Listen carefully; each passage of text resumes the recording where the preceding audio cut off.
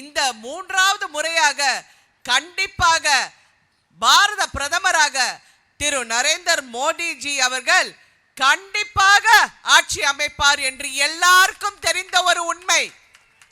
ஆனால் இங்கே இருப்பவர்கள் என்ன சொல்லுவாங்க, இல்ல இவங்க எல்லாம் ஒரு மாயா பத்திரிகைக்காரங்க. நான் கொஞ்ச நாளா நிறைய பத்திரிகைக்காரங்க என்ன பேட்டி காண்கிறார்கள்.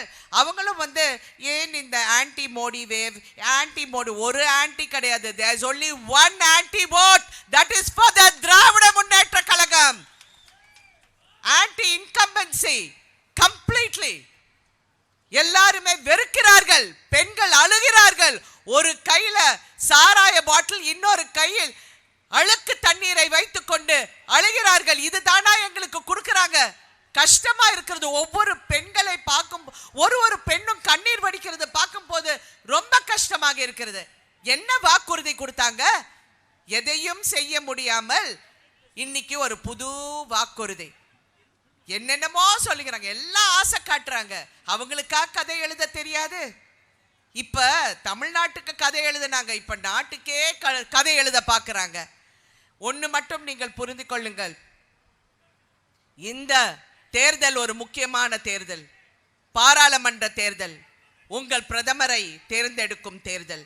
இந்த தேர்தலை நாங்கள் சிறப்பாக சந்தித்து நல்லபடியாக இந்த வெற்றியை நாங்கள் திரு நரேந்திர மோடி அவர்களுக்கு அர்ப்பணிப்போம் என்று ஒரு சபதம் எடுத்து உங்கள் வாக்குகளை தாமரை சின்னத்துக்கு வாக்களித்து ஒரு பெரிய வெற்றியை கொடுங்கள்.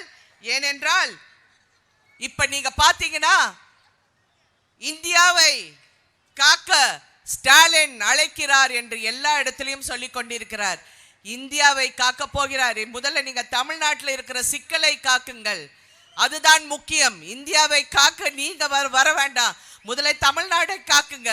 இங்க இருந்தது பத்தாதா? முதல்ல அதே பண்ணுங்க மாண்புமிகு முதலமைச்சர் அவர்களே. அதே மாதிரி இன்னொரு பக்கம் அவர்தான் முதலமைச்சர் அப்படி என்று அவங்க கட்சிக்காரரே சொல்லுகிறாங்க. யாரு? எடப்பாடி அவர்கள். எந்த கணக்குல சொல்றாங்கன்னு எனக்கு தெரியல. இது காமெடியா சொன்னாங்களா இல்ல நிஜமாவே சொல்றாங்களாங்கிறது எனக்கு புரியவில்லை.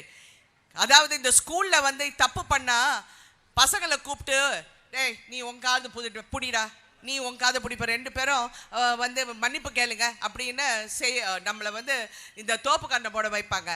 அந்த மாதிரி இவங்க ரெண்டு பேரும் ஒவ்வொருத்தர் காதை பிடிச்சி அவங்களே பண்ணிக்கிட்டு இருக்காங்க. அவங்களே அவங்கவுங்க காலை இழுத்துக்கிட்டு இருக்காங்க. இதுதான் நடக்கிற உண்மை. நாங்கள் தெளிவாக இருக்கிறோம். மக்களுக்கு என்ன செய்ய போகிறோம், மக்களுக்காக என்ன நடக்கும், என்ன செய்ய முடியும், இது மாதிரி எவ்வளவு திட்டங்கள் உங்களிடம் சேர இருக்கிறதுக்கு நான் ஒரு பிரதிநிதியாக இந்த விருதுநகரில் இருந்து உங்களுக்காக நான் கண்டிப்பாக பணிபுரிவேன் என்று உறுதியாக கூறி, உங்கள் சின்னம் தாமரை சின்னம் என்று கூறி, பாரத் மாதா கே. நன்றி, வணக்கம். செய்திகளை உடனுக்குடன் தெரிந்து கொள்ள உடனே சப்ஸ்கிரைப் பண்ணுங்க.